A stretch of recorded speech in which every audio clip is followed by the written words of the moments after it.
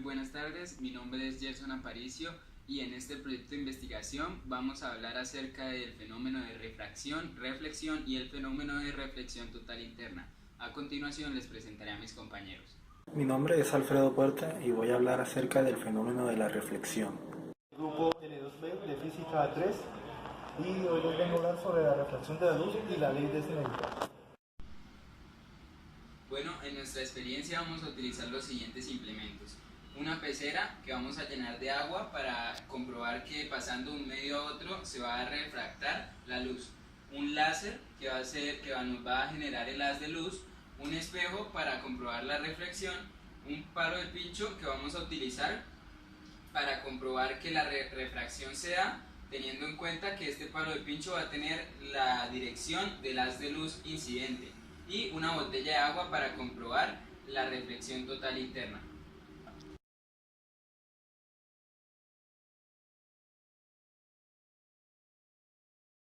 Vengo a explicarles el fenómeno de la reflexión. Se conoce como reflexión al fenómeno cuando una onda trata de pasar de un medio X a un medio Y, generando que solamente parte de esta onda penetre en este segundo medio Y, lo cual genera una segunda onda conocida como la onda reflejada. Hay dos cosas importantes a aclarar. Primero, el ángulo de la incidente y el ángulo de la reflejada son exactamente iguales. Es decir, que si la incidente entra con un ángulo de 30 grados, la reflejada va a salir con un ángulo exactamente igual. Y lo segundo es que estos ángulos no son tomados a partir de la superficie, sino todo lo contrario. Son tomados a partir de la normal a la superficie.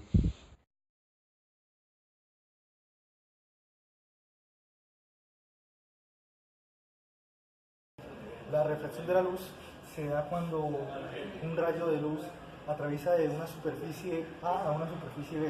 En este caso sería del viento hacia el agua y el suceso se da en el límite de estas dos superficies. Cabe resaltar que en el fenómeno de la refracción se tiene algo en cuenta que es el índice de refracción de cada ambiente. Por ejemplo, para el, para el caso 1, el índice de refracción del aire será de N1 y para el agua será de N2. También se tiene en cuenta que el ángulo de incidencia de la luz va a ser mucho mayor que el ángulo de refracción. Según la ley del Snell, eso se tiene, que el índice de refracción del campo 1 por el ángulo de incidencia va a ser igual al índice de refracción del campo 2 por su ángulo de refracción. Siempre cabe resaltar que tanto el ángulo como el índice de refracción tienen una ley son inversamente proporcionales entre sí. Para entender el fenómeno de reflexión de la luz, se tiene en cuenta el haz de luz del láser, el cual cambia del medio inicial, que es aire, y tiene un índice de refracción n igual a más o menos 1. Este cambiará al entrar en contacto con el agua, la cual tiene densidad y propiedades físicas distintas al aire. Por ello tiene también un índice de refracción de n igual a más o menos 1.35.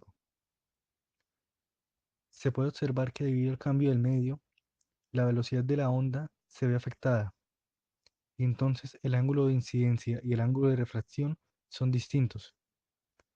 Al tomar en cuenta todo esto, se puede aplicar la ley de Snell, la cual enuncia que el índice de refracción del aire multiplicado por el seno del ángulo de incidencia será igual al índice de refracción del agua por el seno del ángulo de refracción. Todo esto tiene sentido al ver que el haz de luz tiene un ángulo mayor al entrar antes del agua comparado con el ángulo final.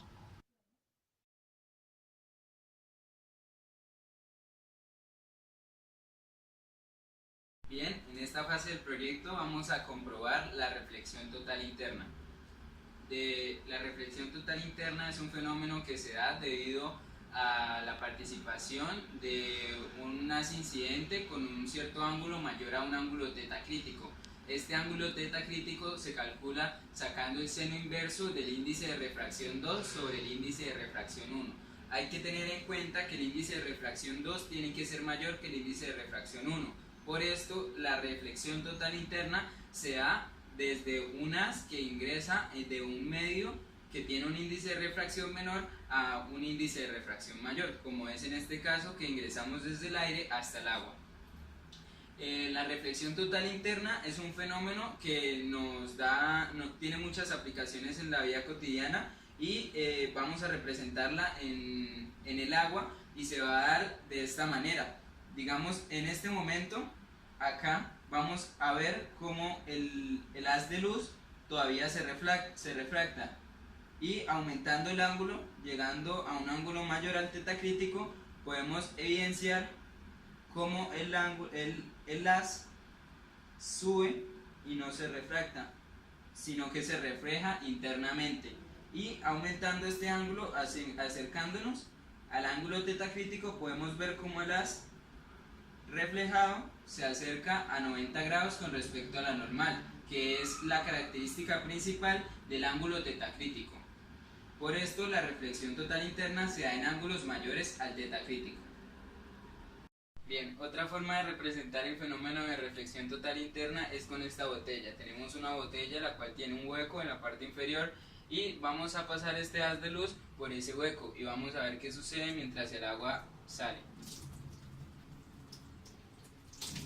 Podemos ver cómo el agua se ve a través de mi mano, lo cual es una prueba de que la reflexión total interna se da a través del chorro de agua, ¿sí? Esto es un ejemplo de lo que se trabaja hoy en día en la fibra óptica, que es una de las innovaciones en la industria de la telecomunicación. La fibra óptica se basa en el fenómeno de la reflexión total interna, teniendo en cuenta el ángulo teta crítico.